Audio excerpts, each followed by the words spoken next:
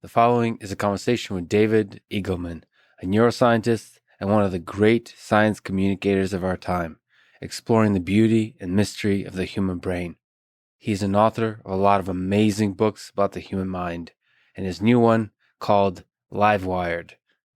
Livewired is a work of 10 years on a topic that is fascinating to me, which is neuroplasticity, or the malleability of the human brain.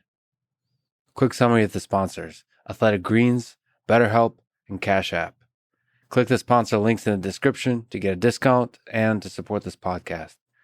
As a side note, let me say that the adaptability of the human mind at the biological, chemical, cognitive, psychological, and even sociological levels is the very thing that captivated me many years ago when I first began to wonder how we might engineer something like it in the machine.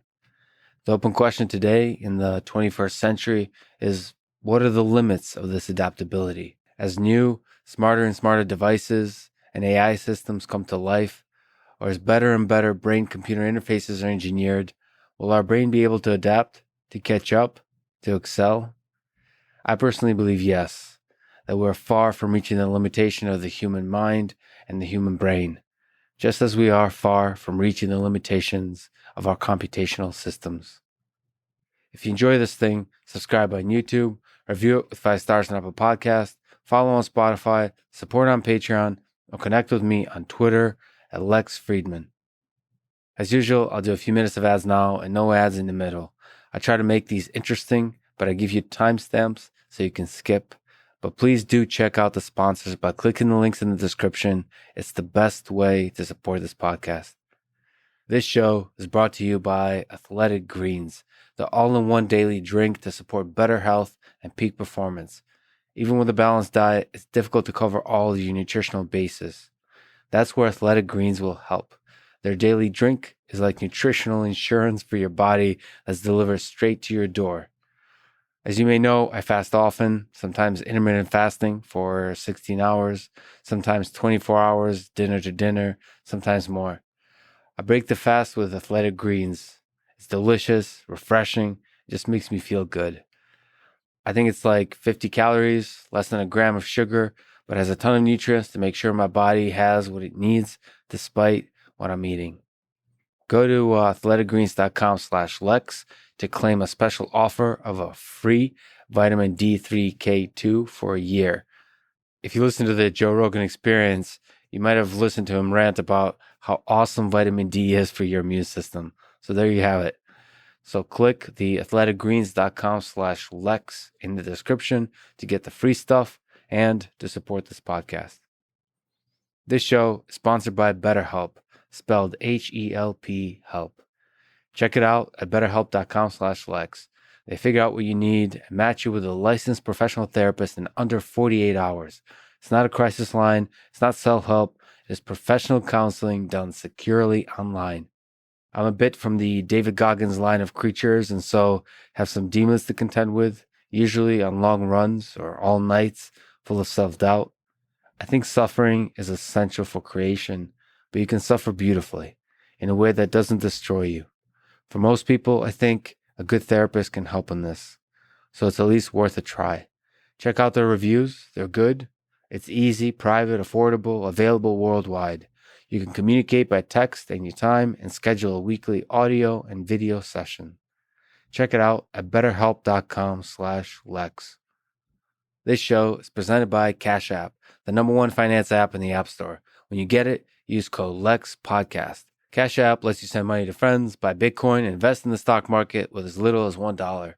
Since Cash App allows you to buy Bitcoin, let me mention that cryptocurrency in the context of the history of money is fascinating. I recommend A Cent of Money as a great book on this history. Debits and credits on ledgers started around 30,000 years ago, and the first decentralized cryptocurrency released just over 10 years ago. So given that history, cryptocurrency is still very much in its early days of development, but it's still aiming to, and just might, redefine the nature of money.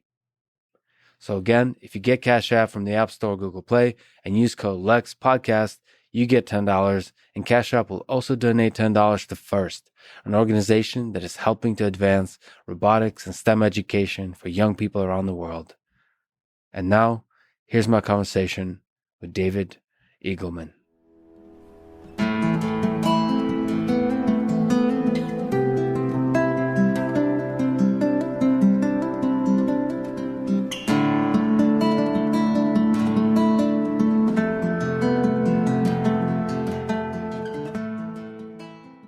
You have a new book coming out on the changing brain. Can you give a high-level overview of the book? It's called Livewired, by the way. Yeah. The thing is, we typically think about the brain in terms of the metaphors we already have, like hardware and software. That's how we build all our stuff. But what's happening in the brain is fundamentally so different. It's so I coined this new term, Liveware, which is a system that's constantly reconfiguring itself physically as it learns and adapts to the world around it. It's physically changing. So it's liveware, meaning like hardware, but changing. Yeah, exactly. Well, it's the hardware and the software layers are blended. And so, typically engineers are praised for their efficiency and making something really clean and clear. Like, okay, here's the hardware layer, then I'm going to run software on top of it. And there's all sorts of universality that you get out of a piece of hardware like that that's useful. But what the brain is doing is completely different. And I am so excited about where this is all going because I feel like this is where our engineering will go. So currently we build all our devices a particular way, but I can't tear half the circuitry out of your cell phone and expect it to still function. But you can do that with the brain. So just as an example, kids who are under about 7 years old can get one half of their brain removed. It's called a hemispherectomy, and they're fine. They have a slight limp on the other side of their body, but they can function just fine that way. And this is generally true. Sometimes children are born without a hemisphere, and their visual system rewires so that everything is on the single remaining hemisphere. What thousands of cases like this teach us is that it's a very malleable system that is simply trying to accomplish the tasks in front of it by rewiring itself with the available real estate. How much of that is a quirk or a feature of evolution? Like how hard is it to engineer? Because evolution took a lot of work. Exactly. Trillions of organisms had to die to create this thing we have in our skull. Because you said you kind of look forward to the idea that we might be engineering our systems like this in the future, like creating livewire systems. How hard do you think is it to create systems like that? Great question. It has proven itself to be a difficult challenge.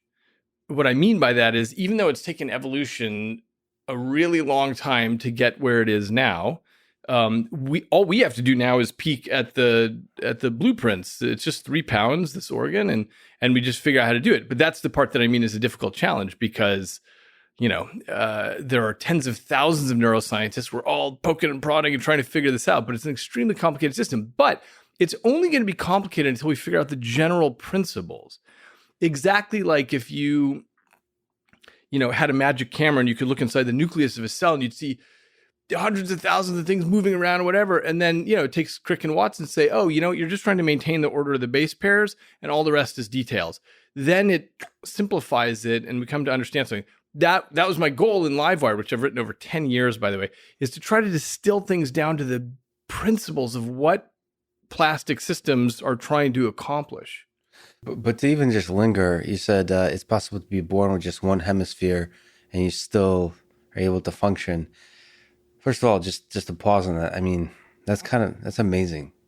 That's I don't know if people quite, I mean, you kind of hear things here and there. This is why I'm really excited about your book, is I don't know if there's definitive popular sources to think about this stuff. I mean, there's a lot of, I think, from my perspective, what I heard is there's been debates over decades about how much neuroplasticity there is in the brain and so on, and people have learned a lot of things, and now it's converging towards people that are understanding that it's much more plastic than people realize.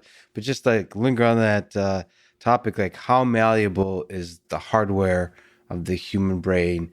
Maybe you said children at each stage of life. Yeah. So here's the whole thing. I think part of the confusion about plasticity has been that there are studies at all sorts of different ages, And then people might read that from a distance and they think, oh, well, Fred didn't recover when half his brain was taken out. And so clearly you're not plastic. But then you do it with a child and they are plastic. And so part of my goal here was to pull together the tens of thousands of papers on this, both from clinical work and from, all the way down to the molecular, and understand what are the principles here. The principles are that plasticity diminishes. That's no surprise. By the way, maybe I should just define plasticity. It's the ability of a system to mold into a new shape and then hold that shape. That's why, we make things that we call plastic, because they are moldable and they can hold that new shape, like a plastic toy or something. And so maybe we'll use a lot of terms that are synonymous. So something is plastic, something is malleable, changing, Livewired. The name of the book is like. So I'll tell you exactly right, but I'll tell you why I chose Livewired instead of plasticity. So I use the term plasticity in the book, but sparingly, because that was a term coined by William James over 100 years ago, and he was, of course, very impressed with plastic manufacturing, that you could mold something into shape and then it holds that. But that's not what's actually happening in the brain. It's constantly rewiring your entire life. You never hit an end point. The whole point is for it to keep changing. So even in the, few minutes of conversation that we've been having, your brain is changing. My brain is changing. Next time I see your face, I will remember, oh yeah, like that time Lex and I sat together and we did these things. And I wonder if your brain will have like a Lex thing going on for the next few months. Like it'll stay there until you get rid of it. Because it was useful for now. Yeah, no, I'll probably never get rid of it. Let's say for some circumstance, you and I don't see each other for the next 35 years. Yeah.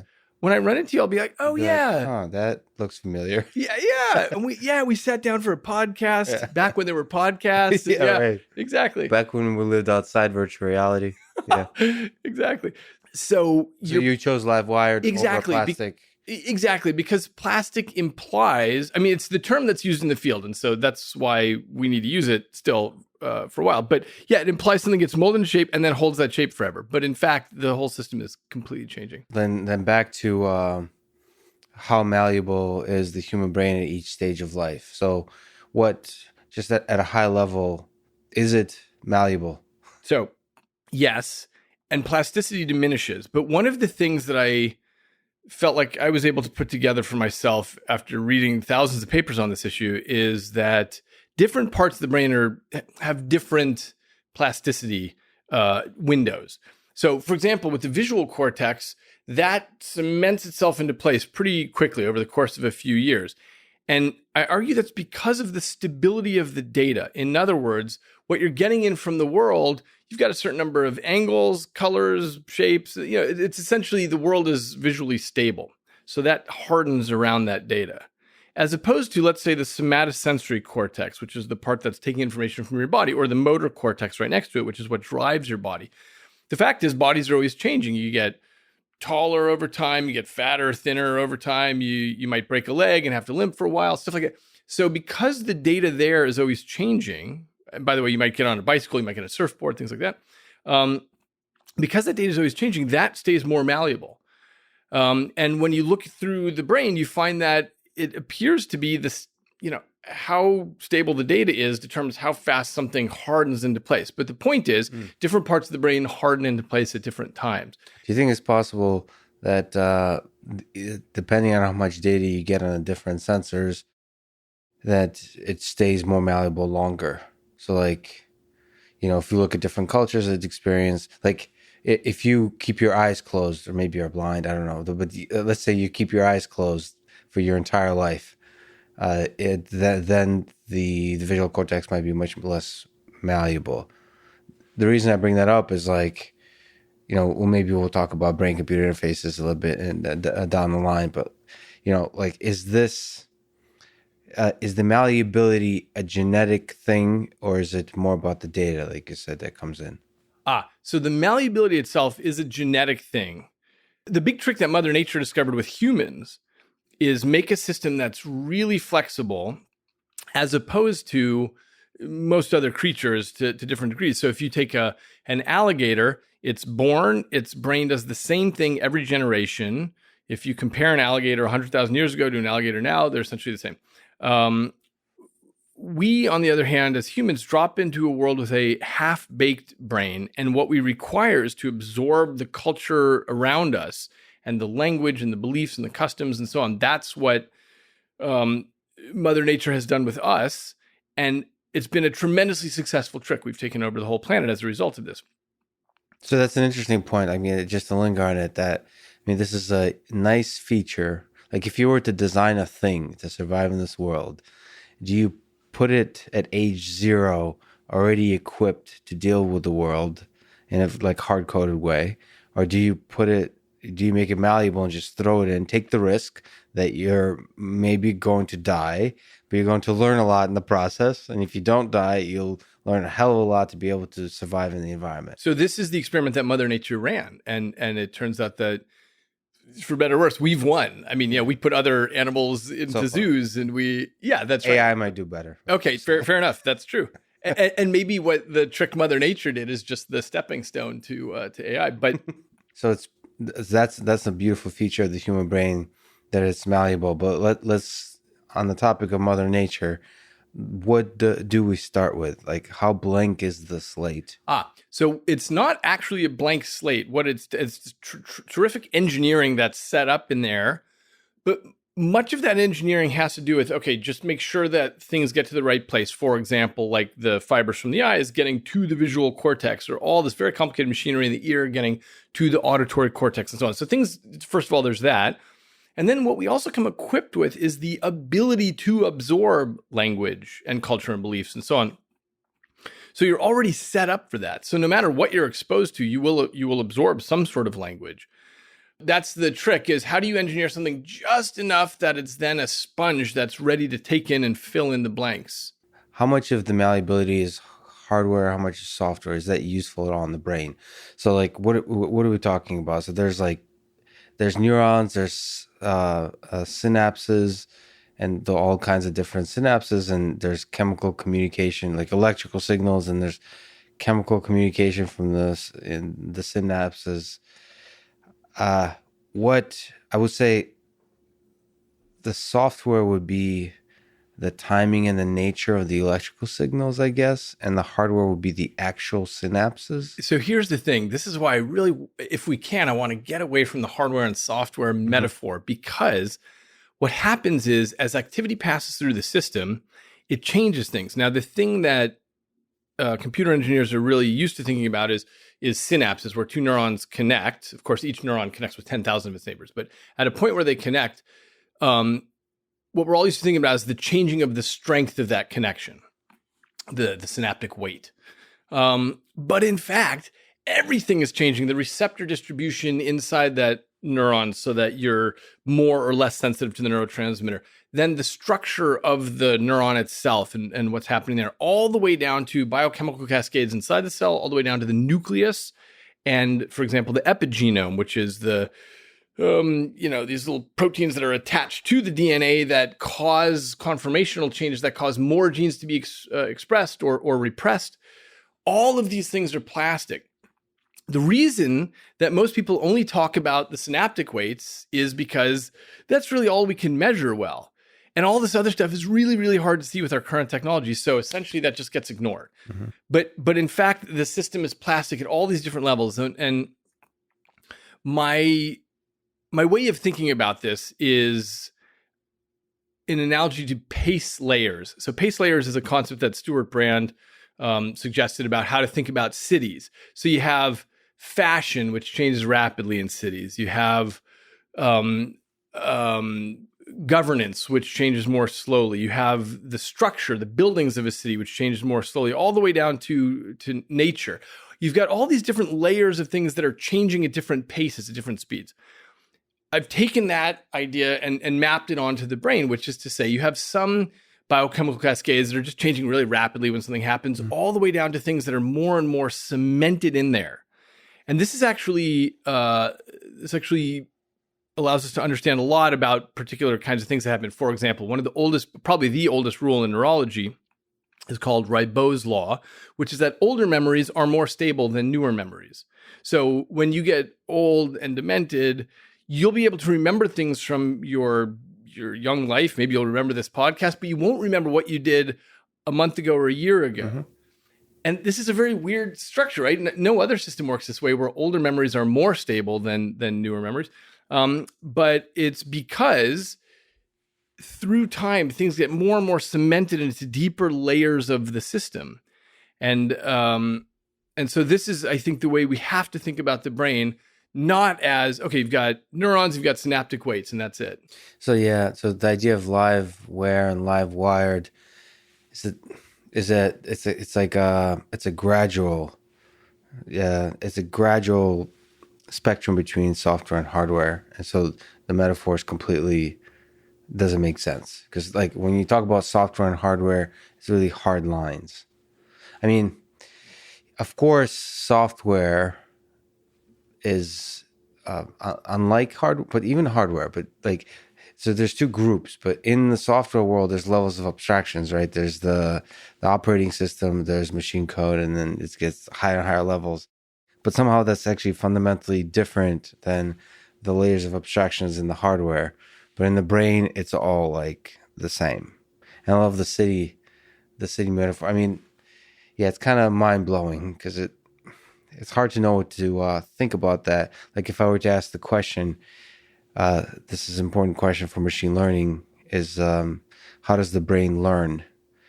So essentially you're saying that, I mean, it just learns on all of these different levels at all different paces. Exactly right. And as a result, what happens is, as you practice something, get good at something, you're physically changing the circuitry. You're adapting your brain around the thing that is relevant to you. So let's say you take up, do you know how to surf? Nope. Okay, great. So let's say you take up surfing. Yeah. Now at this age, what happens is, you'll be terrible at first. You don't know how to operate your body. You don't know how to read the waves, things like that. And through time, you get better and better. What you're doing is you're burning that into the actual circuitry of your brain. You're, of course, conscious when you're first doing it. You're thinking about, okay, where am I doing? What's my body weight? But eventually, when you become a pro at it, you are not conscious of it at all. In fact, you can't even unpack what it is that you did. Think about riding a bicycle. You can't describe how you're doing it. You're just doing it. You're changing your balance. When you come, you do this to go to a stop and so on. So this is what we're constantly doing, is actually shaping our own circuitry based on what is relevant for us. Survival, of course, being the top thing that's relevant. But interestingly, especially with humans, we have these particular goals in our lives, computer science, neuroscience, whatever. And so we actually shape our circuitry around that. I mean, you mentioned this gets slower and slower with age, but is there, like, I think I've read and spoken offline, even on this podcast, with a developmental neurobiologist, I guess would be the right terminology, is like looking at the very early, like from embryonic stem cells to like to the creation of the brain. And like, that's mind blowing how much stuff happens there. So it's very malleable at that stage.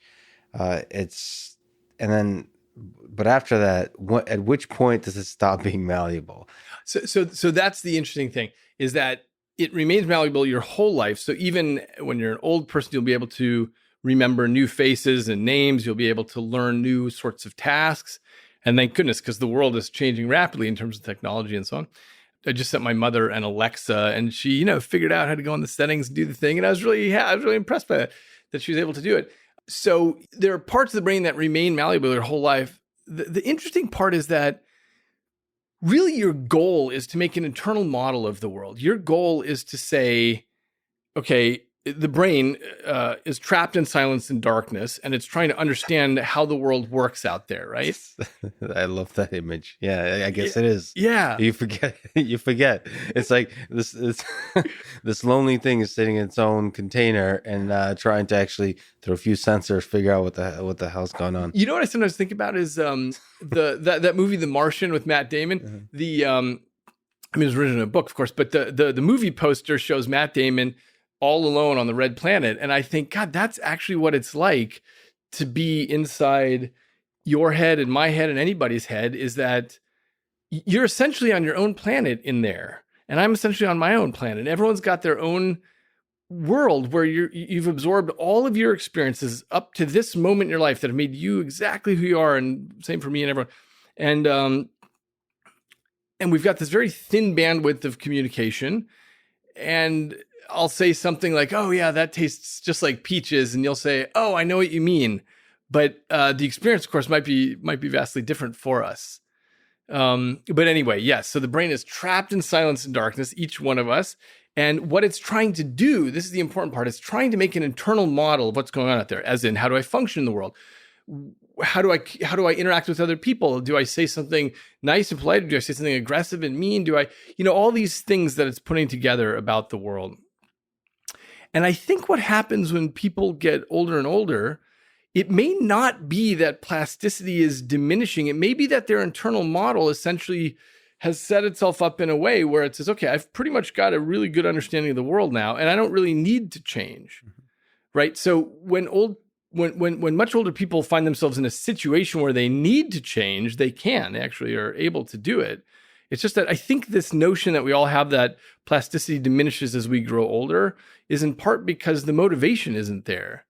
But if you were 80 and you get fired from your job and suddenly had to figure out how to program a WordPress site or something, you'd figure it out. Got it. So the capability, the possibility of change is there. Yeah. But let me ask the highest challenge, the interesting challenge to this plasticity, to this Livewire system. If we could talk about brain-computer interfaces and Neuralink, what are your thoughts about the efforts of Elon Musk, Neuralink, BCI in general, in this regard, which is adding a machine, a computer, the capability of a computer to communicate with the brain and the brain to communicate with the computer, at the very basic applications and then like the futuristic kind of thoughts? Yeah. First of all, it's terrific that people are jumping in and doing that because it's clearly the future. The interesting part is our brains have pretty good methods of interacting with technology. So maybe it's your fat thumbs on a cell phone or something, but or maybe it's watching a YouTube video and getting into your eye that way. But we have pretty rapid ways of communicating with technology and getting data. So if you actually crack open the skull and go into the inner sanctum of the brain, you might be able to get a little bit faster. But I'll tell you, I'm not so sanguine on the future of that as a business, and I'll tell you why. It's because there are various ways of getting data in and out, and an open head surgery is a big deal. Neurosurgeons don't want to do it because there's always risk of death and infection on the table. And also, it's not clear how many people would say, I'm going to volunteer to get something in my head so that I can text faster, 20% faster. So I think it's, Mother Nature surrounds the brain with this armored, bunker of the skull because it's a very delicate material. And there's an expression in neurosurgery about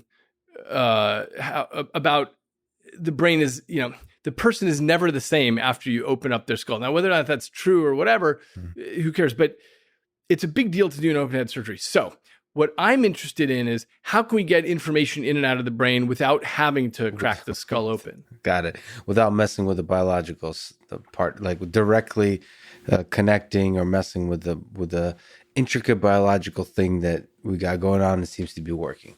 Yeah, exactly. And by the way, where Neuralink is going, which is wonderful, is going to be in patient cases. It really matters for all kinds of surgeries that a person needs, whether for Parkinson's or epilepsy or whatever.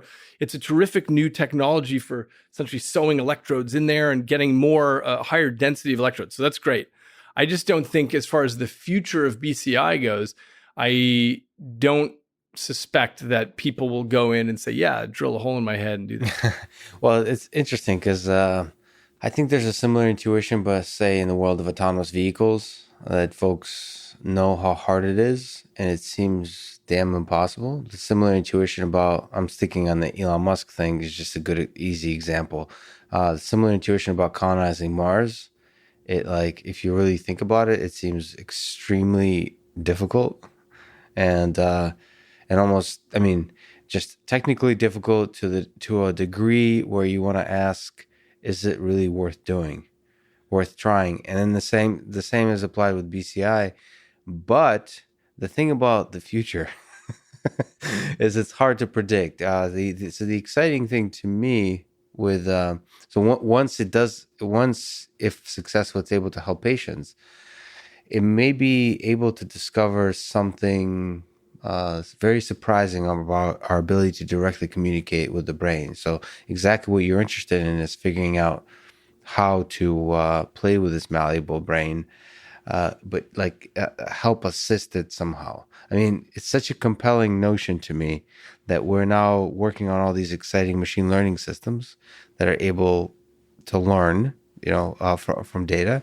And then if we can have this other brain that's a learning system that's live wired on the human side, and them to be able to communicate, it's like a self-play mechanism was able to beat the world champion at Go, so they can play with each other, the computer and the brain, like when you sleep. I mean, there's a lot of futuristic kind of things that it's just exciting possibilities. But I hear you. We understand so little about the actual intricacies of the communication of the brain that it's hard to find the common language.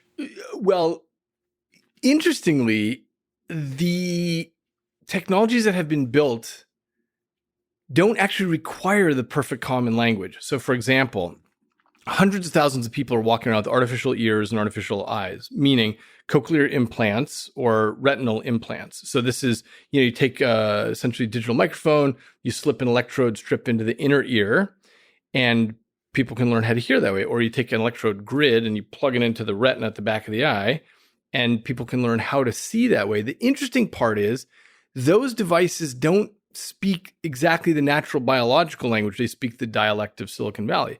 And it turns out that as recently as about 25 years ago, a lot of people thought this was never going to work. They thought it wasn't going to work for that reason, but the brain figures it out. It's really good at saying, okay, look, there's some correlation between what I can touch and feel and hear and so on, and the data that's coming in, or between, I clap my hands and I have signals coming in there, and it figures out how to speak any language. Oh, that's fascinating. So no matter if it's Neuralink, so directly communicating with the brain, or it's a smartphone or Google Glass, or the brain figures out the efficient way of communication. Well, exactly. And what I propose is the potato head theory of evolution, which is that all, our eyes and nose and mouth and ears and fingertips, all this stuff is just plug and play. Yeah. And the brain can figure out what to do with the data that comes in. And part of the reason that I think this is right, and I care so deeply about this, is when you look across the animal kingdom, you find all kinds of weird peripheral devices plugged in, and the brain figures out what to do with the data. And I don't believe that Mother Nature has to reinvent the principles of brain operation each time to say, oh, now I'm going to have heat pits to detect infrared. Now I'm going to have something to detect, electroreceptors on the body. Now I'm going to detect something to pick up the magnetic field of the earth with cryptochromes in the eye and so on. Instead, the brain says, oh, I got it. There's data coming in. Is that useful? Can I do something with it? Oh, great. I'm going to mold myself around the data that's coming in. It's kind of fascinating to think that we think of smartphones and all this new technology as novel. It's totally novel, as outside of what evolution ever intended, or what nature ever intended. It's fascinating to think that the entirety of the process of evolution is perfectly fine and ready for the smartphone and the internet. It's ready. It's ready to be malleable to that, and whatever comes to cyborgs, to virtual reality. We kind of think this is, there's all these books written about what's natural, and we're destroying our natural selves by embracing all this technology. It's kind of, we're probably not giving the brain enough credit. This thing is just fine with new tech. Oh, exactly. It wraps itself around. And by the way, wait till you have kids. You'll see the ease with which they pick up on stuff. And yeah, as Kevin Kelly said, technology is what gets invented after you're born. But the stuff that already exists when you're born, that's not even tech. That's just background furniture. The fact that the iPad exists for my son and daughter, that's just background furniture. So, it's because we have this incredibly malleable system, it just absorbs whatever is going on in the world and learns what to do with it. So do you think, just to linger for a little bit more, do you think it's possible to co-adjust? We're kind of, for the machine to adjust to the brain, for the brain to adjust to the machine. I guess that's what's already happening. Sure, that is what's happening. So, for example, when you put electrodes in the motor cortex to control a robotic arm for somebody who's paralyzed, the engineers do a lot of work to figure out, okay, what can we do with the algorithm here so that we can detect what's going on from these cells and figure out how to best program the robotic arm to move given the data that we're measuring from these cells. But also, the brain is learning too. So, the paralyzed woman says, wait, I'm trying to grab this thing. And by the way, it's all about relevance. So if there's a piece of food there and she's hungry, she'll figure out how to get this food into her mouth with the robotic arm because that is what matters. Well, that's okay. First of all, that paints a really promising and beautiful, and for some reason, really optimistic picture that our brain is able to adjust to so much. Yeah. So many things happened this year, 2020, that you think like, how we're ever going to deal with it, and it's somehow encouraging and inspiring that like we're going to be okay. Well, that's right. I actually think so. 2020 has been an awful year for almost everybody in many ways, but the one silver lining has to do with brain plasticity, which is to say, we've all been on our, on our gerbil wheels. We've all been in our routines, and as I mentioned, our internal models are all about how do you maximally succeed? How do you optimize your operation in this circumstance where you are, right? And then all of a sudden, bang, 2020 comes, we're completely off our wheels. We're having to create new things all the time and figure out how to do it. And that is terrific for brain plasticity and we know this because there are very large studies on older people who stay cognitively active their whole lives. Some fraction of them have Alzheimer's disease physically, but nobody knows that when they're alive. Even though their brain is getting chewed up with the ravages of Alzheimer's, cognitively they're doing just fine. Why? It's because they're challenged all the time. They've got all these new things going on, all this novelty, all these responsibilities, chores, social life, all these things happening.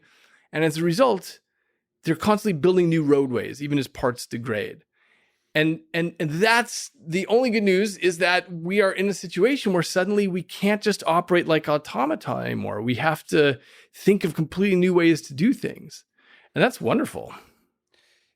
I don't know why this question popped into my head. It's quite absurd, but are we going to be okay?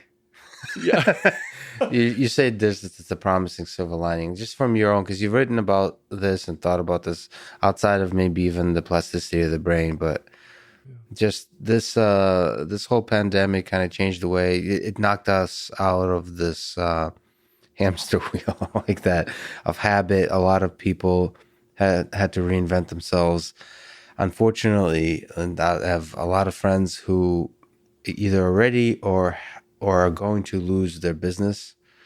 Is basically it's taking the dreams that people have had and said this dream, this particular dream you've had will no longer be possible. So you have to find something new. What are your are we going to be okay? Yeah, we'll be okay in the sense that, it's going to be a rough time for many or most people, but in the sense that it is sometimes useful to find that what you thought was your dream was not the thing that you're going to do. This is obviously the plot in lots of Hollywood movies, that someone says, I'm going to do this, and then that gets foiled and they end up doing something better. But this is true in life. In general, even though we plan our lives as best we can, it's predicated on our notion of, okay, given everything that's around me, this is what's possible for me next. But it takes 2020 to knock you off that, where you think, oh, well, actually, maybe there's something I can be doing that's bigger, that's better. Yeah, for me, one exciting thing, and I just talked to Grant Sanderson. I don't know if you know who he is. It's a 3 Blue 1 Brown. It's a YouTube channel. If you see it, you would recognize it. He's like a really famous math guy, and he's a math educator, and he does these incredible, beautiful videos. And now I see sort of at MIT, folks are struggling to try to figure out, if we do teach remotely, how do we do it effectively? So you have these, world-class researchers and professors trying to figure out how to put content online that teaches people. And to me, a possible future of that is, Nobel Prize winning faculty become YouTubers. Like, like that to me is so exciting. Like what Grant said, which is like the possibility of creating canonical videos on the thing you're a world expert in. There's so many topics that just the world doesn't. There's faculty. I mentioned Russ Tedrick. There's all these people in robotics that are experts in a particular beautiful field, on which there's only just papers. Yeah. There's no popular book. There's no clean canonical video showing the beauty of a subject. And one possibility is they try to create that and share it with the world. This is the beautiful thing. This, of course, has been happening for a while already. I mean, for example, when I go and I give book talks, often what'll happen is some 13-year-old will come up to me afterwards and say something, and I'll say, "My God, that was so smart! Like, how did you know that?" Yeah. And they'll say, "Oh, I saw it on a TED Talk." Well, what an amazing opportunity! Here you got the best person in the world on subject X giving a 15-minute talk as beautifully as he or she can. And the 13-year-old just grows up with that. That's just the mother's milk, right? Yeah. As opposed to when we grew up, I had whatever homeroom teacher I had and, whatever classmates I had. And hopefully that person knew what he or she was teaching and often didn't and, just made things up. So the opportunity now has become extraordinary to get the best of the world. And the reason this matters, of course, is because obviously, back to plasticity, the way our brain gets molded is by absorbing everything from the world, all of the knowledge and the data and so on that it can get, and then springboarding off of that. And we're in a very lucky time now because we grew up with a lot of just in case learning. So, just in case you ever need to know these dates in Mongolian history, here they are.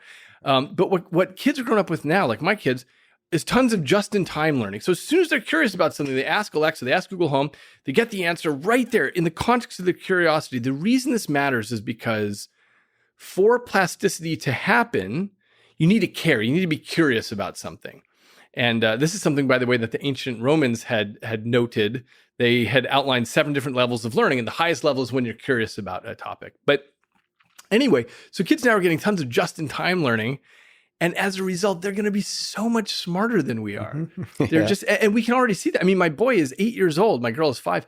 But I mean, the things that he knows are amazing because it's not just him having to do the rote memorization stuff that we did. Yeah, it's just fascinating what young brains look like now because of all those TED Talks just loaded in there. Yes. And there's also, a lot of people, right, kind of, there's a sense that our attention span is growing shorter.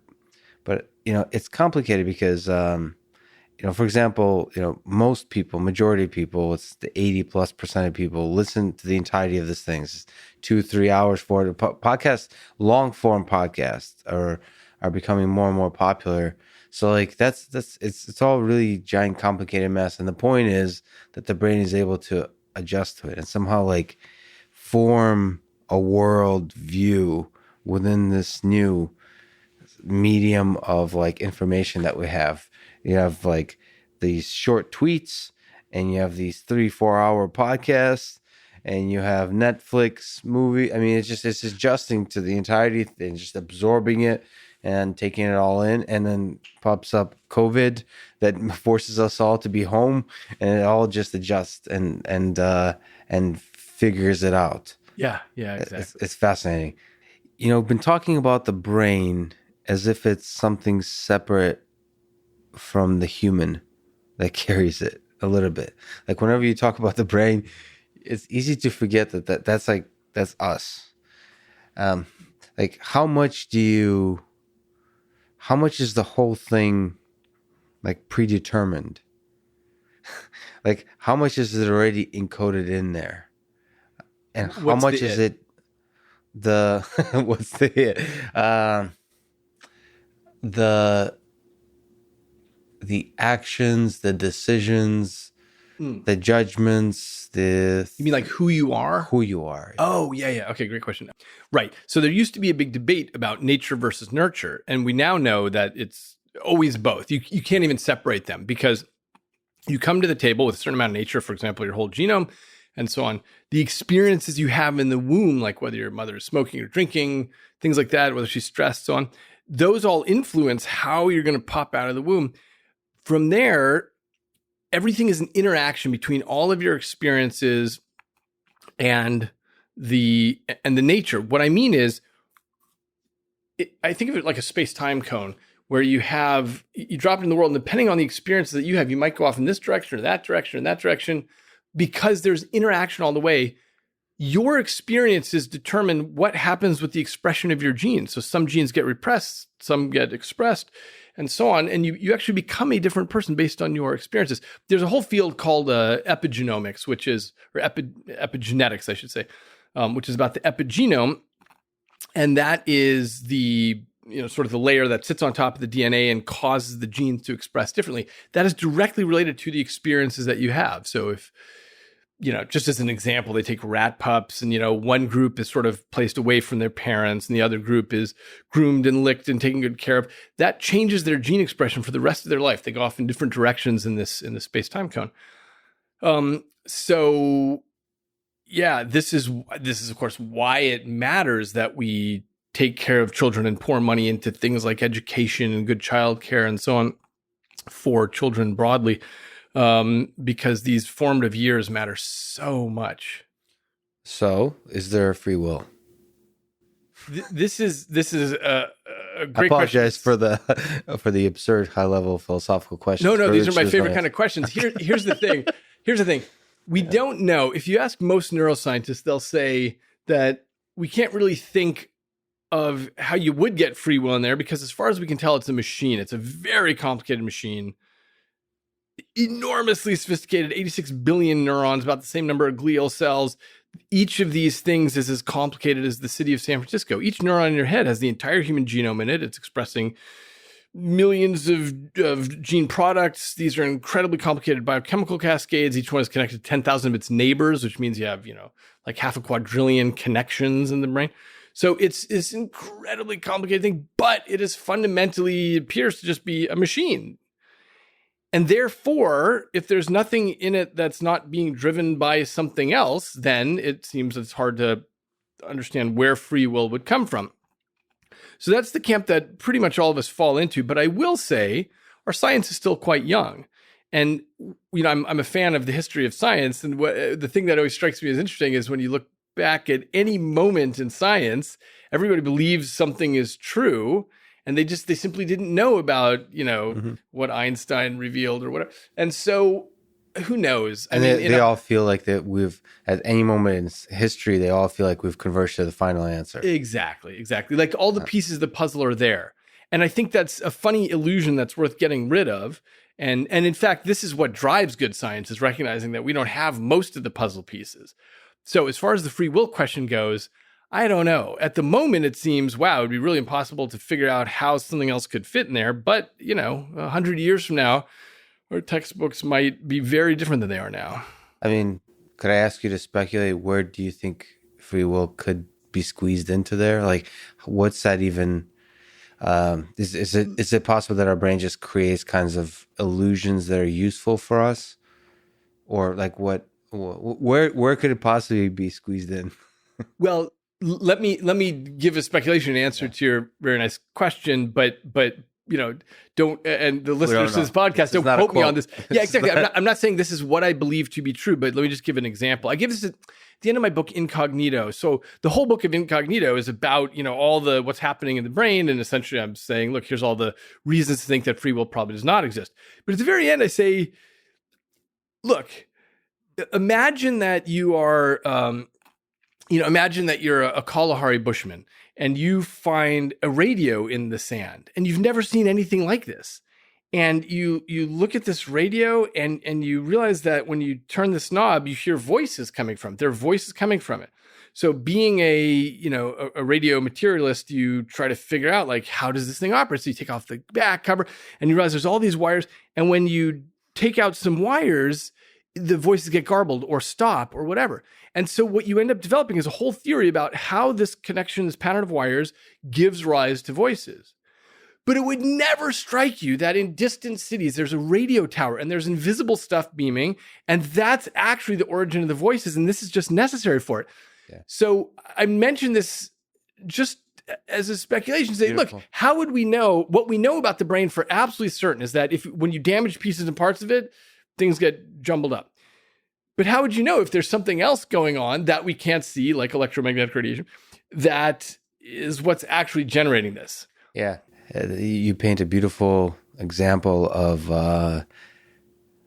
how totally, because we don't know most of how our universe works, how totally off base we might be with our science. Yeah. That's inspiring. That's beautiful. It's kind of terrifying. It's humbling. It's all of the above. And the important part, just to recognize, is that of course we're in the position of having massive unknowns, and we have, of course, the known unknowns, and that's all the things we're pursuing in our labs and trying to figure out that. But there's this whole space of unknown unknowns, things we haven't even realized we haven't asked yet. Let me kind of ask a weird, maybe a difficult question. It has to do with, I've been recently reading a lot about World War II. I'm currently reading a book I recommend for people, which is, as a Jew, it's been difficult to read, but The Rise and Fall of the Third Reich. Yeah. So let me just ask about like the nature of genius, the nature of evil. If we look at somebody like Einstein, we look at Hitler, Stalin, modern day Jeffrey Epstein, just folks who through their life have done, with Einstein, done works of genius, and with the others I mentioned have done evil on this world. What do we think about that in a live-wired brain? Like how do we think about these extreme people? Here's what I'd say. This is a very big and difficult question, but what I would say briefly on it is, first of all, I saw a cover of Time magazine some years ago, and it was a big, sagittal slice of the brain, and it said something like, what makes us good and evil? And there was a little spot pointing to it, and there was a picture of Gandhi, and there was a little spot that was pointing to Hitler. and these Time magazine covers always make me mad because it's so goofy to think that we're going to find some spot in the brain or something. Yeah. Instead, the interesting part is, because we're live wired, we are all about the world and the culture around us. So somebody like Adolf Hitler got all this positive feedback about what was going on, and the crazier and crazier the ideas he had, and he's like, let's set up death camps and murder a bunch of people and so on. Somehow he was getting positive feedback from that, and all these other people, they're all, spun each other up. And you look at anything like, look at the, the cultural revolution in China, or the Russian Revolution, or things like this, where you look at these and you think, my God, how do people all behave like this? But it's easy to see groups of people spinning themselves up in particular ways, where they all say, well, would I have thought this was right in a different circumstance? I don't know, but Fred thinks it's right, and Steve thinks it's right. Everyone around me seems to think it's right. And so part of the maybe downside of having a live wired brain is that you can get crowds of people doing things as a group. So it's interesting to, we would pinpoint Hitler as saying that's the evil guy, but in a sense, I think it was Tolstoy who said the king becomes slave to the people. In other words, Hitler was just a representation of whatever was going on with that huge crowd that he was surrounded with. So I only bring that up to say that it's very difficult to say what it is about this person's brain or that person's brain. He obviously got feedback for what he was doing. The other thing, by the way, about what we often think of as being evil in society is my lab recently published some work on in-groups and out-groups, which is a very important part of this puzzle. So it turns out that we are very, engineered to care about in-groups versus out-groups. And this seems to be like a really fundamental thing. So we did this experiment in my lab where we brought people in, we stick them in the scanner, and I don't know, stop me if you know this, but we show them on the we show them on the screen 6 hands. And the computer boop, boop, boop, boop, goes around, randomly picks a hand, and then you see that hand get stabbed with a syringe needle. So you actually see a syringe needle enter the hand and come out. And it's really, what that does is that triggers parts of the pain matrix, this areas in your brain that are involved in feeling physical pain. Now, the interesting thing is it's not your hand that was stabbed. So what you're seeing is empathy. This is you seeing someone else's hand get stabbed, and you feel like, oh God, this is awful, right? Okay. We contrast that, by the way, with somebody's hand getting poked with a Q-tip, which is, looks visually the same, but it's you don't have that same level of response. Now what we do is we label each hand with a one-word label: Christian, Jewish, Muslim, atheist, Scientologist, Hindu. And now the computer goes around, picks a hand, stabs the hand, and the question is, how much does your brain care about all the people in your outgroup versus the one label that happens to match you? Mm-hmm. And it turns out for everybody across all religions, they care much more about their in-group than their out-group. And when I say they care, what I mean is you get a bigger response from their brain. Everything's the same. It's the same hands. It's just a one-word label. You care much more about your in-group than your out-group. And I wish this weren't true, but this is how humans are. I wonder how fundamental that is, or if it's the emergent thing about culture. Like, if we lived alone if it's genetically built into the brain, like this longing for tribe. So I'll tell you, we addressed that. So here's what we did. There are two other things we did as part of this study that I think matter for this point. One is, so we show that you have a much bigger response. And by the way, this is not a cognitive thing. This is a very low level basic response to seeing pain in somebody. Okay. Great study, by the way. Thanks. What we did next is we next have it where we say, okay, the year is 2025, and these 3 religions are now in a war against these 3 religions, and it's all randomized, right? But what you see is your thing, and you have 2 allies now against these others. And now it happens over the course of many trials. You see everybody get stabbed at different times. And the question is, do you care more about your allies? And the answer is yes. Suddenly, people who a moment ago you didn't really care when they got stabbed, now simply with this one word thing that they're now your allies, you care more about them. But then what I wanted to do was look at how ingrained is this, or how arbitrary is it? So we brought new participants in, and we said, here's a coin, toss the coin. If it's heads, you're an Augustinian. If it's tails, you're a Justinian. These are totally made up. Mm-hmm. Okay, so they toss it. They get whatever. We give them a band that says, Augustinian on it, whatever tribe they're in now. And they get in the scanner and they see a thing on the screen that says the Augustinians and Justinians are 2 warring tribes. Then you see a bunch of hands. Some are labeled Augustinian, some are Justinian. And now you care more about whichever team you're on than the other team, even though it's totally arbitrary. And it's arbitrary because you're the one who tossed the coin. Yep. So it's a state that's very easy to find ourselves in. In other words, just before walking in the door, they'd never even heard of Augustinian versus Justinian. And now their brain is representing it simply because they're told they're on this team. Now I did my own personal study of this. It's so once you're an Augustinian, that tends to be sticky because I've been a Packers fan, Green Bay Packers fan my whole life. Now when I'm in Boston with like the Patriots, it's been tough going for my Livewired brain to switch to the Patriots to be.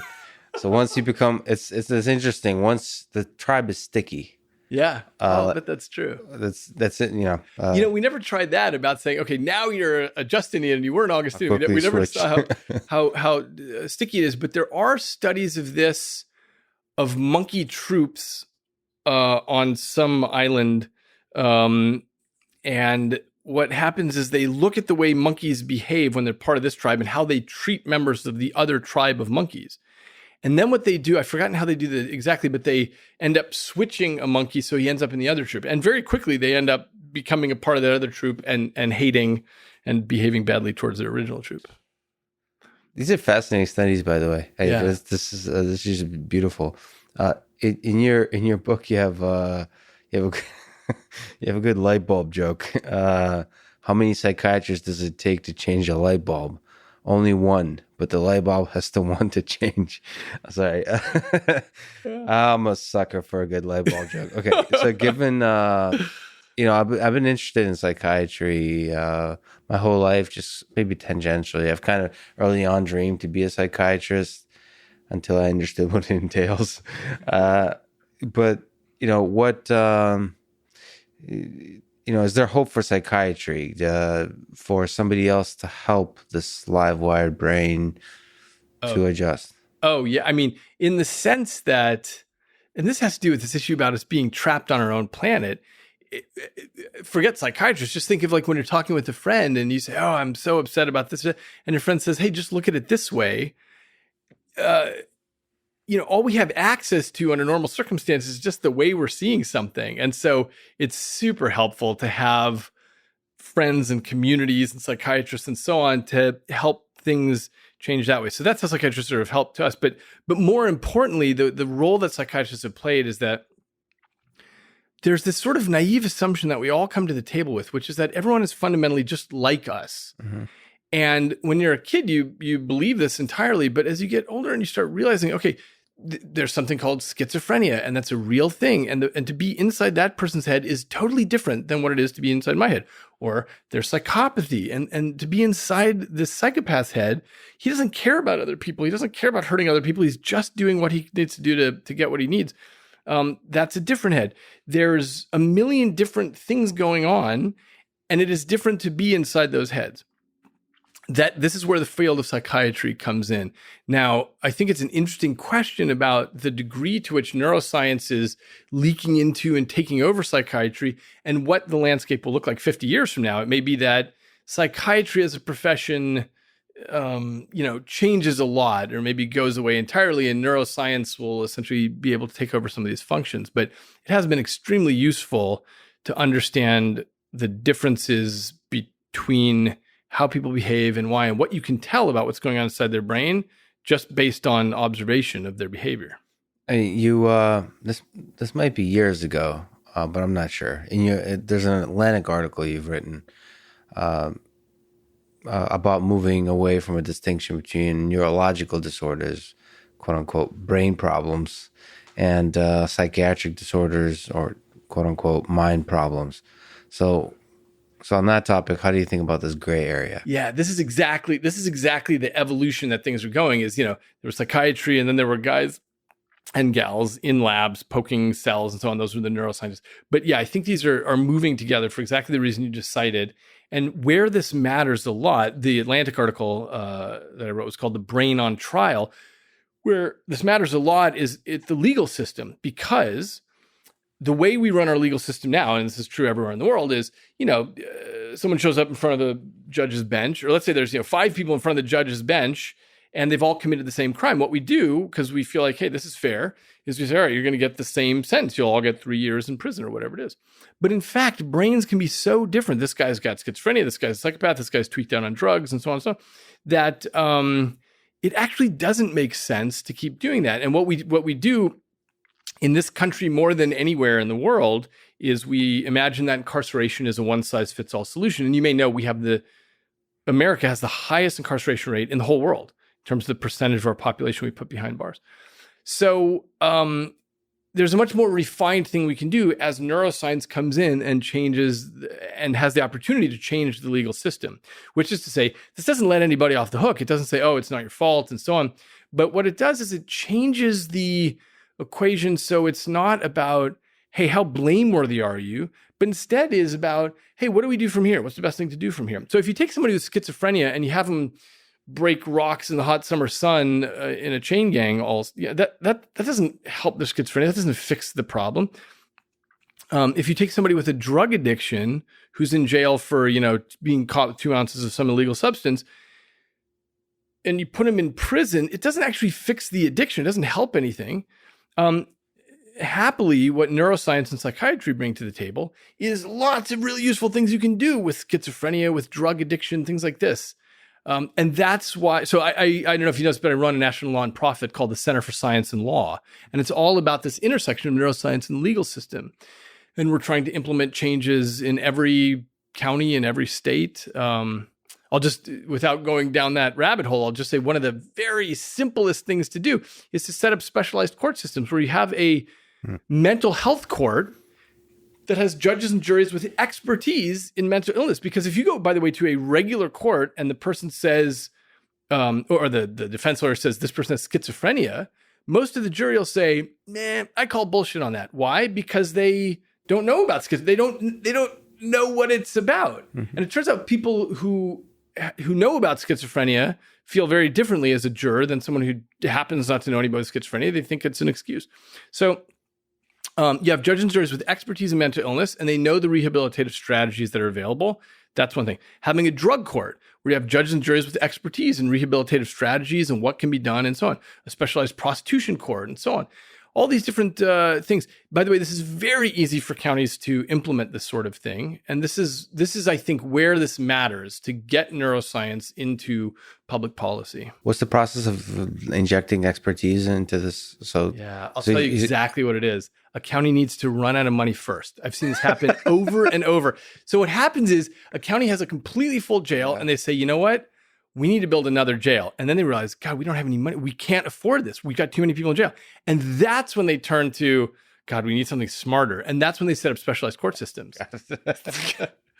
We all function best when our back is against the wall. And that's what COVID is good for. Yeah. It's because we've all had our routines and we are optimized for the things we do. And suddenly our backs are against the wall, all of us. Yeah, it's really... I mean, one of the exciting things about COVID, I mean, I'm a big believer in the possibility of what government can do for the people. And when it becomes too big of a bureaucracy, it starts functioning poorly, it starts wasting money. It's nice to, COVID reveals that nicely. And lessons to be learned about who gets elected and who goes into government. Hopefully this inspires talented young people to go into government to revolutionize different aspects of it. Yeah, so that's the positive silver lining of COVID. I mean, I thought it'd be fun to ask you. I don't know if you're paying attention to the machine learning world and GPT-3. So the GPT-3 is this language model, this neural network that's able to, it has 175 billion parameters. So it's very large and it's trained in an unsupervised way on the internet. It just reads a lot of unstructured text and it's able to generate some pretty impressive things. The human brain compared to that has about 1,000 times more synapses. People get so upset when machine learning people compare the brain, and we know synapses are different. It was very different, right? But what do you think about GPT-3? Here's what I think. A few things. What GPT-3 is doing is extremely impressive, but it's very different from what the brain does. So it's a good impersonator. But just as one example, everybody takes a passage that GPT-3 has written, and they say, wow, look at this, and it's pretty good, right? But it's already gone through a filtering process of humans looking at it and saying, okay, well, that's crap. Okay. Oh, here's a sentence that's pretty cool. Now, here's the thing. Human creativity is about absorbing everything around it and remixing that and coming up with stuff. So in that sense, we're sort of like GPT-3, we're remixing what we've gotten in before. But we also have very good models of what it is to be another human. And so, I don't know if you speak French or something, but I'm not going to start speaking in French because then you'll say, wait, what are you doing? I don't understand it. Instead, everything coming out of my mouth is meant for your ears. I know what you'll understand. I know the vocabulary that you know and don't know. I know what parts you care about. That's a huge part of it. And so of all the possible sentences I could say, I'm navigating this thin bandwidth so that it's something useful for our conversation. Yeah, in real time, but also throughout your life. I mean, we're co-evolving together. We're learning exactly how to communicate together. Exactly, but this is what GPT-3 does not do. All it's doing is saying, okay, I'm going to take all these sentences and remix stuff and pop some stuff out. But it doesn't know how to make it so that you, Lex, will feel like, oh yeah, that's exactly what I needed to hear. That's the next sentence that I needed to know about for something. Well, of course, it could be all the impressive results with C. The question is if you raise the number of parameters, whether it's going to be after some. It will not be. It will not be. No, raising more parameters won't. Here's the thing. It's not that I don't think neural networks can't be like the human brain, because I suspect they will be at some point, 50 years, who knows?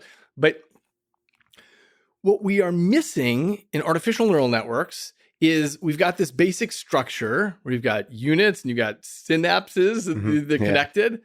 And that's great. And it's done incredibly mind-blowing, impressive things, but it's not doing the same algorithms as the human brain.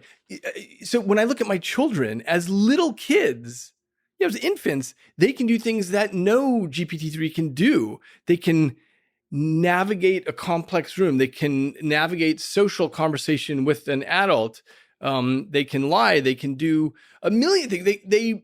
They are active thinkers in our world and doing things.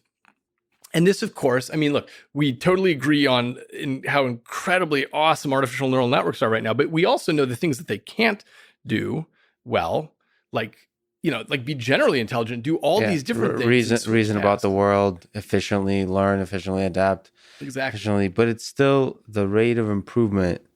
It's to me, it's possible that we'll be surprised. I agree. Possible we'll be surprised. But what I would assert, and I'm glad I'm getting to say this on your podcast, so we can look back at this in 2 years and 10 years and so on, is that we've got to be much more sophisticated than units and synapses between them. Let me give you an example, and this is something I talk about in Livewired, is despite the amazing impressiveness, mind-blowing impressiveness, computers don't have some basic things. Artificial neural networks don't have some basic things that we like, caring about relevance, for example. So as humans, we are confronted with tons of data all the time, and we only encode particular things that are relevant to us. We have this very deep sense of relevance that I mentioned earlier is based on survival at the most basic level, but then all the things about my life and your life, what's relevant to you, that we encode. This is very useful. Computers at the moment don't have that. They don't even have a yen to survive and things like that. So we filter out a bunch of the junk we don't need. We're really good at efficiently zooming in on things we need. Again, could be argued, let me put on my Freud hat. Maybe it's, that's our conscious mind. We're not, there's no reason that neural networks aren't doing the same kind of filtration. In the sense what GPT-3 is doing, so there's a priming step. It's doing an essential kind of filtration when you ask it to generate tweets from I don't know, from an Elon Musk or something like that. It's doing a filtration it's throwing away all the parameters it doesn't need for this task. And it's figuring out how to do that successfully. And then ultimately it's not doing a very good job right now, but it's doing a lot better job than we expected. But it won't ever do a really good job. And I'll tell you why. So let's say we say, hey, produce an Elon Musk tweet, and we see like, oh, wow, it produced these 3. That's great. But again, we're not seeing the 3,000 that produced that didn't really make any sense. It's because it has no idea what it is like to be a human, and all the things that you might want to say and all the reasons you wouldn't. Like when you go to write a tweet, you might write something you think, it's not going to come off quite right in this modern political climate or whatever. Like, you change things. So... And it somehow boils down to fear of mortality and all of these human things at the end of the day, all contained with that tweeting experience. Interestingly, the fear of mortality is at the bottom of this, but you've got all these more things like, I want to, just in case the chairman of my department reads this, I want it to come off well there. Just in case my mom looks at this tweet, I want to make sure she, and so on. So those are all the things that humans are able to sort of throw into the calculation. But what it requires though is having a model of your chairman, having a model of your mother, having a model of the person you want to go on a date with who might look at your tweet and so on. All these things are you're running models of what it is like to be them. So in terms of the structure of the brain, again, this may be going into speculation land. I hope you go along with me. Yeah, okay, so the brain seems to be intelligent, and our AI systems aren't very currently. So where do you think intelligence arises in the brain? Like, what is it about the brain? So if you mean where location-wise, it's no single spot. It would be equivalent to asking, I'm looking at New York City. Where is the economy? The answer is you can't point to anywhere. The economy is all about the interaction of all of the pieces and parts of the city. And that's what, intelligence, whatever we mean by that in the brain, is interacting from everything going on at once. In terms of a structure, so look, humans are much smarter than fish. Maybe not dolphins, but dolphins are mammals, right? But I assert that what we mean by smarter has to do with live wiring. So what we mean when we say, we're smart is, we can figure out a new thing and figure out a new pathway to get where we need to go. And that's because fish are essentially coming to the table with, okay, here's the hardware, go, swim, mate, eat. But we have the capacity to say, okay, look, I'm going to absorb, but I saw someone else do this thing and I read once that you could do this other thing and so on. So do you think is there something, I know these are mysteries, but like architecturally speaking, what feature of the brain of the live wire aspect of it that is really useful for intelligence? So like, is it the ability of neurons to reconnect? Like, is there any lessons about the human brain you think might be inspiring for us to take into the machine learning world? Yeah. I'm actually just trying to write some up on this now called, if you want to build a robot, start with the stomach. And what I mean by that is a robot has to care, it has to have hunger, it has to care about surviving, that kind of thing. Here's an example. So the penultimate chapter of my book, I titled The Wolf and the Mars Rover. And I just look at this simple comparison of, you look at a wolf, it gets its leg caught in a trap. What does it do? It gnaws its leg off, and then it figures out how to walk on 3 legs. No problem. Now, the Mars rover, Curiosity, got its front wheel stuck in some Martian soil, and it died. This project that cost billions of dollars died because it's got its wheel. So wouldn't it be terrific if we could build a robot that chewed off its front wheel and figured out how to operate with a slightly different body plan? That's the kind of thing that we want to be able to build. And to get there, what we need, the whole reason the wolf is able to do that is because its motor and somatosensory systems are live wired. So it says, you know what? Turns out I've got a body plan that's different than what I thought a few minutes ago, but I have a yen to survive, and I care about relevance, which in this case is getting to food, getting back to my pack, and so on. So I'm just going to figure out how to operate with this. Oh, whoops, that didn't work. Okay, I'm kind of getting it to work. But the Mars rover doesn't do that. It just says, I was pre-programmed to have 4 wheels, now I have 3, I'm screwed. Yeah, I don't know if you're familiar with a philosopher named Ernest Becker. He wrote a book called Denial of Death. And there's a few psychologists, Sheldon Solomon, I think I just spoke with him on his podcast, who developed terror management theory, which is, like Ernest Becker is a philosopher that basically said that fear of mortality is at the core of it. And so I don't know if it sounds compelling as an idea that that all of the civilization we've constructed is based on this, but I'm familiar with his work. Here's what I think. I think that, yes, fundamentally, this desire to survive is at the core of it. I would agree with that. But how that expresses itself in your life ends up being very different. The reason you do what you do is, you could list the 100 reasons why you chose to write your tweet this way and that way. And it really has nothing to do with the survival part. It has to do with, trying to impress fellow humans and surprise them and say something. Yeah, so many things built on top of each other. Yeah, but exactly. It's fascinating to think that in artificial intelligence systems, we want to be able to somehow engineer this drive for survival, for immortality. Because as humans, we're not just about survival. We're aware of the fact that we're going to die, which is a very we're aware like most space people time. aren't, by the way. Aren't? Confucius said, each person has 2 lives. The second one begins when you realize that you have just one. Yeah. But most people, it takes a long time for most people to get there. You could argue this kind of Freudian thing, which Ernest Becker argues is they actually figured it out early on, and the terror they felt was like the reason it's been suppressed. And the reason most people, when I ask them about whether they're afraid of death, they basically say no. They basically say like, I'm afraid I won't get like submit the paper before I die. Like they see death as a kind of inconvenient deadline for a particular set of like a book you're writing. Yeah. It's as opposed to like, what the hell? This thing ends. It's like, any moment. Like most people, as I've encountered, do not meditate on the idea that like right now you could die, like right now, like it's like it in the next 5 minutes it could be all over, and meditate on that idea.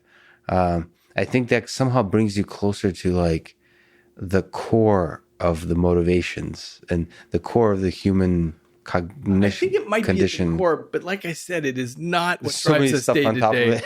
Yeah, there's so many things on top of it, but it is interesting. I mean, as the ancient poet said, "Death whispers at my ear, live, for I come."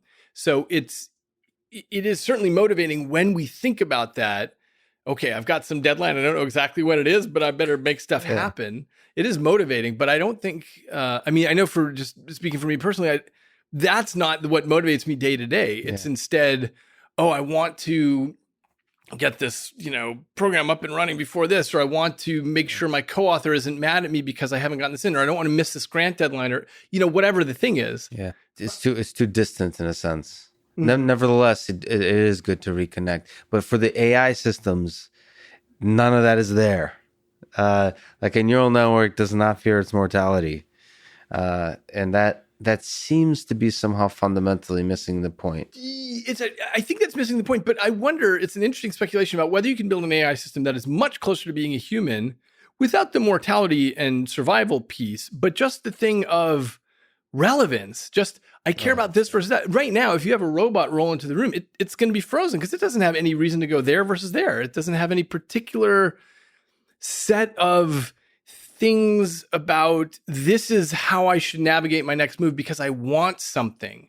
Yeah, that's the thing about humans is they seem to generate goals.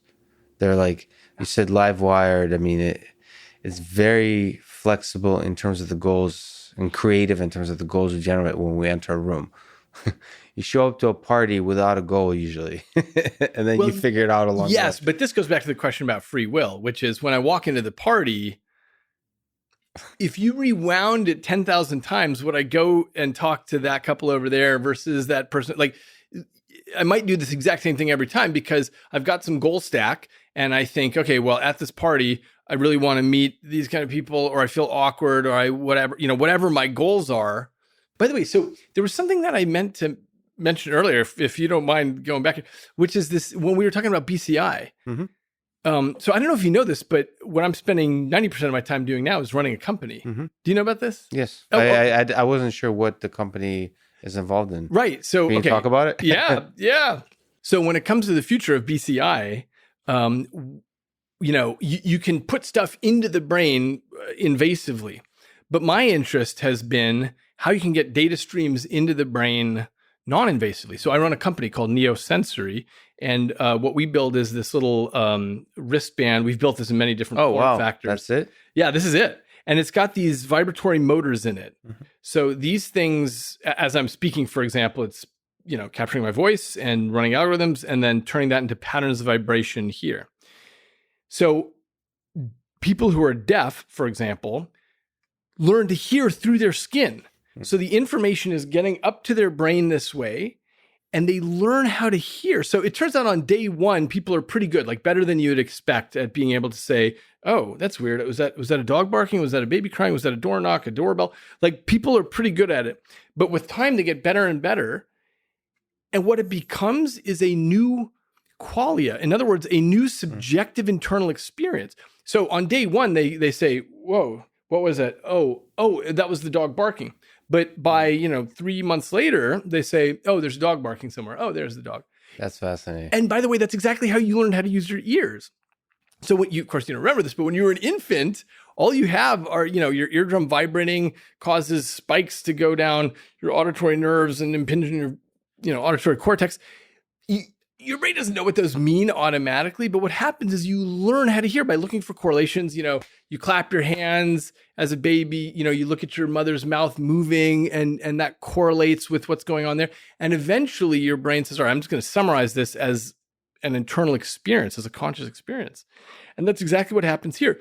The weird part is that you can feed data into the brain, not through the ears, but through any channel that gets there. As long as the information gets there, your brain figures out what to do with it. That's fascinating. Like expanding the set of sensors. Could be arbitrarily.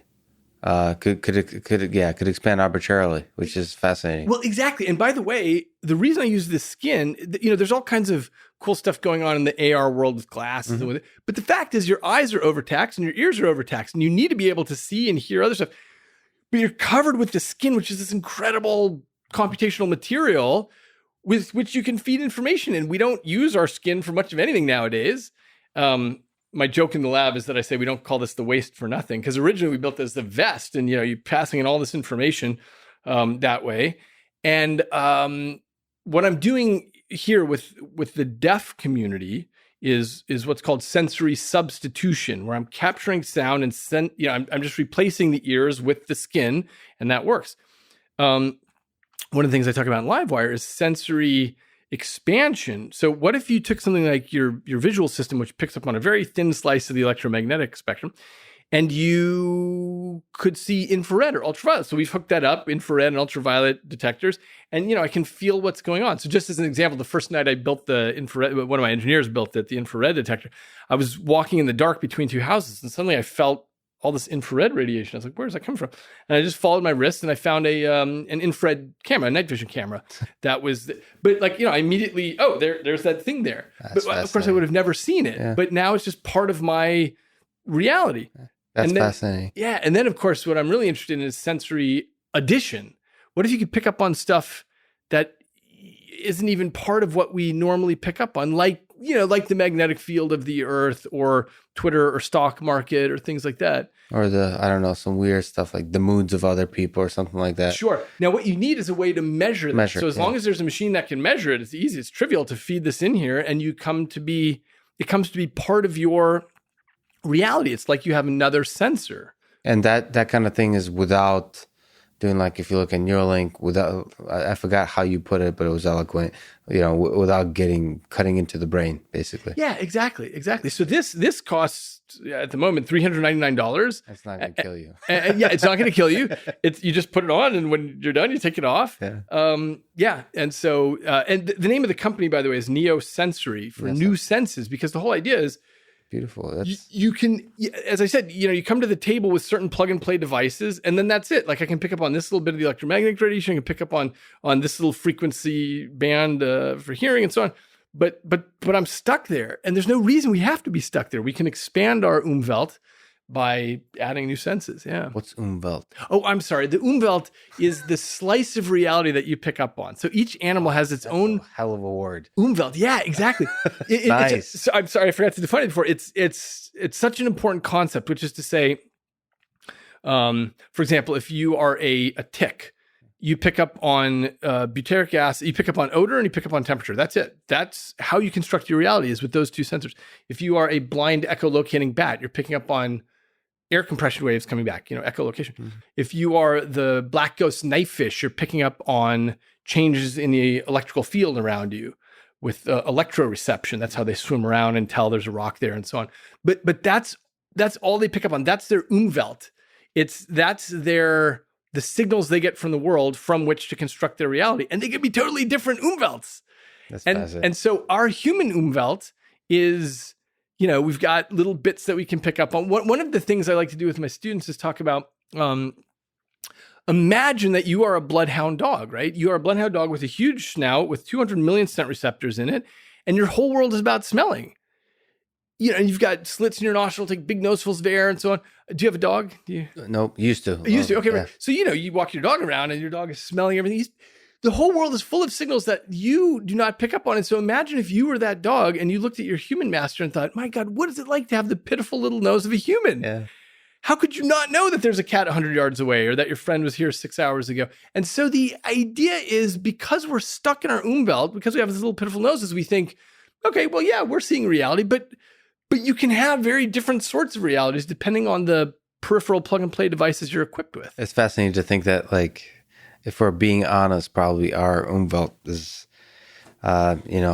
some infinitely tiny percent of the possibilities of how you can sense, quote unquote, reality. Even if you could, I mean, there's a guy named Donald Hoffman, who basically says we're really far away from reality in terms of our ability to sense anything. Like we're almost like we're floating out there. That's almost like completely detached to the actual physical reality. It's fascinating that we can have extra senses that could help us get a little bit closer. Exactly. And by the way, this has been the fruits of science is realizing, like, for example, you open your eyes and there's the world around you, right? But of course, depending on how you calculate it, it's less than a 10 trillionth of the electromagnetic spectrum that we call visible light. The reason I say it depends because, it's actually infinite in all directions, presumably. Yeah. So that's exactly that. And then science allows you to actually look into the rest of it. Exactly. Start understanding how big the world is out there. And the same with the world of really small and the world of really large. Exactly. That's beyond our ability to sense. Exactly. And so the reason I think this kind of thing matters is because we now have an opportunity for the first time in human history to say, okay, well, I'm just going to include other things in my Umwelt. So I'm going to include infrared radiation and have a direct perceptual experience of that. And so I'm very, I've given up my lab and I run this company 90% of my time now. That's what I'm doing. Wow. I still teach at Stanford and I'm, teaching courses and stuff like that. But this is this is your passion.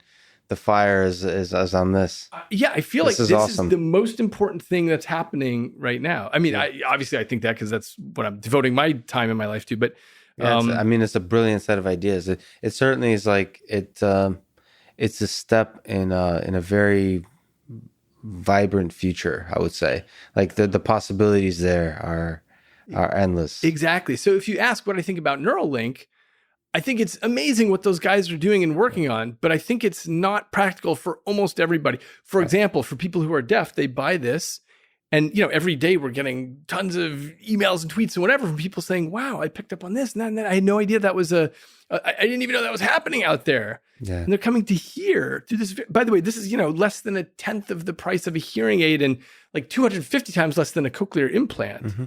That's amazing.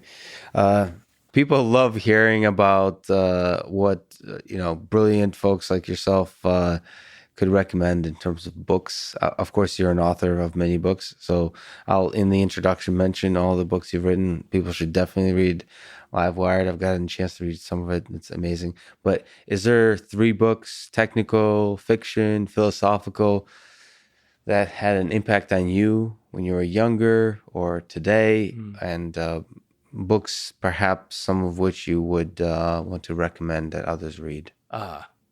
As an undergraduate, I majored in British and American literature. That was my major because I love literature. I grew up with literature. My father had these extensive bookshelves, and so I grew up in the mountains in New Mexico, and so that was mostly where I spent my time, was reading books. But I love Faulkner, Hemingway. I love many South American authors, Gabriel Garcia Marquez and Italo Calvino. I would actually recommend Invisible Cities. I loved that book. By? Italo Calvino, sorry. It's a book of fiction. Anthony Doerr wrote a book called All the Light We Cannot See, which actually was inspired by Incognito, by exactly what we were talking about earlier, about how you can only see a little bit of what we call visible light in the electromagnetic radiation. I wrote about this in Incognito, and then he reviewed Incognito for the Washington Post. That's awesome. And then he wrote this book called, the book has nothing to do with that, but that's where the title comes from. Yeah. All the Light We Cannot See is about the rest of the spectrum, but that's an absolutely gorgeous book. That's a book of fiction. Yeah, it's a book of fiction. Won the Pulitzer Prize. What's it about? It takes place during World War II, about these 2 young people, one of whom is blind. Anything else? So you mentioned Hemingway. I mean, Old Man and the Sea. What's your favorite? Snows of Kilimanjaro. Wow. It's a collection of short stories that I love.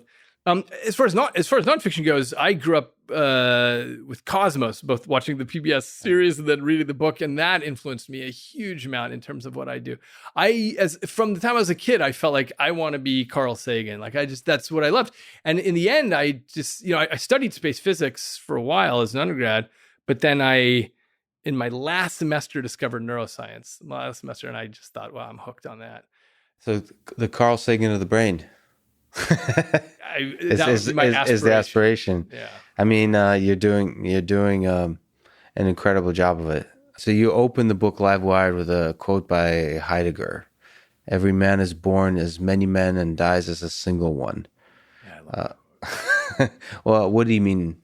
Or what? Well, I'll tell you what I meant by it. Yeah. I'll tell you. So he had his own reason why he was writing that, but I meant this in terms of brain plasticity, in terms of live wiring, which is this issue that I mentioned before about this cone, the space-time cone that we are in, which is that when you dropped into the world, you, Lex, had all this different potential. You could have been a great surfer or a great chess player, you could have been thousands of different men when you grew up. But what you did is things that were not your choice and your choice along the way. You ended up navigating a particular path, and now you're exactly who you are. You still have lots of potential, but the day you die, you will be exactly Lex. You will be that one person. Yeah. So in that context, I mean, first of all, it's just a beautiful, it's a humbling picture, but it's a beautiful one because it's all the possible trajectories, and you pick one, you walk down that road. It's the Robert Frost poem. But on that topic, let me ask the biggest and the most ridiculous question. So in this live-wired brain, when we choose all these different trajectories and end up with one, what's the meaning of it all? What's is there a why here? What's the meaning of life? Yeah, David Eagleman. That's it. I mean, this is the question that everyone has attacked from their own live-wired point of view, by which I mean culturally. If you grow up in a religious society, you have one way of attacking that question. So if you grew up in a secular or scientific society, you have a different way of attacking that question. Obviously, I don't know. I abstain on that question. Yeah. I mean, I think one of the fundamental things, I guess, in all those possible trajectories is you're always asking. I mean, that's the act of asking, what the heck is this thing for, is equivalent to, or at least runs in parallel to, all the choices that you're making. Because that's the underlying question.